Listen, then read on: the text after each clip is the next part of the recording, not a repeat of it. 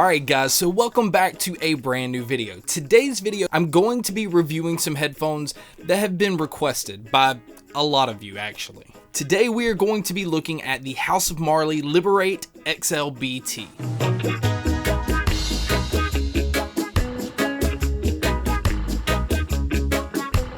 Alright, so to start off with accessories, just like normal, accessories are actually really nice with these, and House of Marley always does a good job with this because they use a lot of eco-friendly products, and you know, for a lot of you hipsters and hippies out there, this should make you happy. Alright, so you get a normal micro USB cable because this is used for charging. I did notice battery life is around 10 to 12 hours, at least for me. I don't know what they advertise them as, but that's what I got out of them. Headphone cable. You get a braided cable, which is really nice. And again, it has like this earthy tone to it because that kind of fits the whole look of the House of Marley headphones. You get an angled cable, 3.5mm, that goes into your phone or tablet or anything like that. And then you have it's not proprietary, but it's a 2.5mm cable, so you can't just go out and buy any normal headphone cable replacement in case you don't like these. You're kind of stuck with them. On the cable itself, it does have the clicker to answer and receive calls.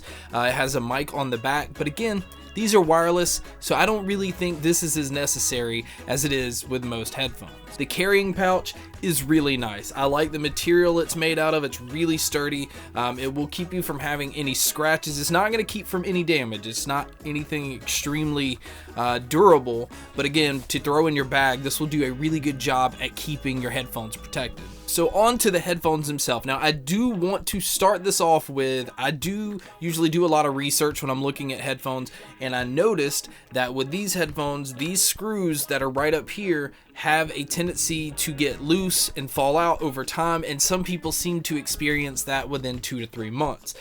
Some people even said that they had to gradually keep tightening these just to keep that from happening. So that might be something you want to know if you're looking at a pair of headphones that you want to keep for a long period of time. So back onto the materials, I really like the look of these. I like when headphones can do something to make them stand out. So you have this metal headband that goes all the way across from one side to the next, and I like the little holes that they have up here so that you can see this material of the headband underneath. Now underneath the headband you have a soft, like rubber silicone type material with enough padding, because these do have a pretty good bit of weight, so they definitely needed to have some padding here so that you don't feel that. One design I do not like when headphones do at all, and these do it. Now I've noticed that this has become a pattern with most wireless headphones, is the cable that sticks out inside the headphones. And the reason I say that is because if anything cuts these, anything catches them, pulls them out, there's really nothing you can do. You can't just go and replace that.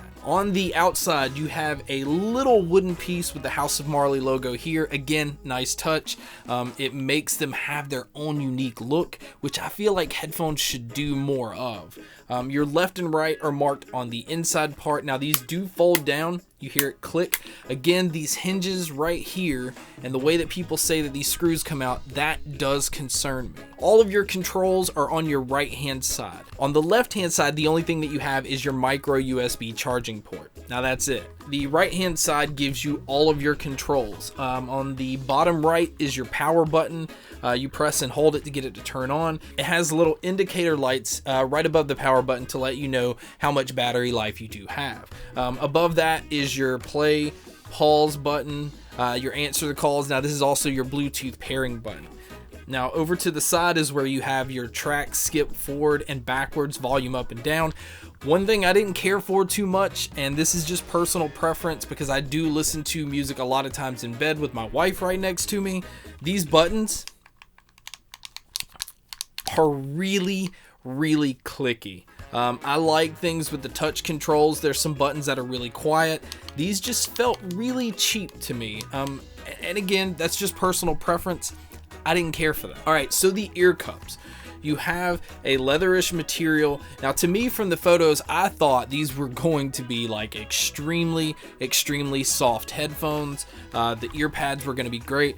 There's really just not a whole lot of padding in these. There's not a lot of depth in the ear cups, and the way that they fit, your ears are going to touch the ear pads on these. Now my problem with these, again, because of the lack of depth and because that these are not soft and they're pretty firm, is overall, it just never had like a really good feel to them. The clamp on these are pretty tight, and with the lack of padding, these get uncomfortable pretty quick. Alright, so now we're going to get into sound. Now I want to start this with, I have had a long history with House of Marley products, and it's been hit or miss throughout. I've had some that have completely amazed me, and I've had some that just sounded awful. And this kind of falls in the middle. Now let me explain. These seem to have something weird going on with them, in a sense that with certain genres of music it sounded amazing, and then with other genres of music it sounded awful. And what I mean by that, like hip hop and dance and everything, for some reason there was great separation in the instruments, didn't sound cluttered. Bass is forward in these, it's really punchy. Mids and treble seems to take a back seat most of the time, especially now these are the genres that I had problems with when it came to rock and metal and anything where there's like more things going on, especially like instruments. For some reason it seemed to just like throw them all in a bag and seal them up. It just sounded so confined and so just muddy, but also like guitar stuff sounded distant. It just had a very weird sound to them that I just didn't like. Now again, with hip hop and R&B and pop and dance, it sounded great. So like if that's all you listen to and you're looking for a pair of wireless headphones, then I can recommend them. Okay, and so really as far as pricing goes, I think they normally retailed for $150 if I'm not mistaken, but right now you can find them on Amazon for $129. I just think like for the money, that you have plenty of other better Bluetooth options out there. Again, build quality, I like the look. Very concerned about the screws, especially from what I've read. I did not like the feel of these. I did like the sound in certain genres, and then I thought they sounded awful with other genres. So again, it's hit or miss, but like if you listen to just like dance and hip hop and you know stuff that kind of falls into that category, I think you'd be completely happy.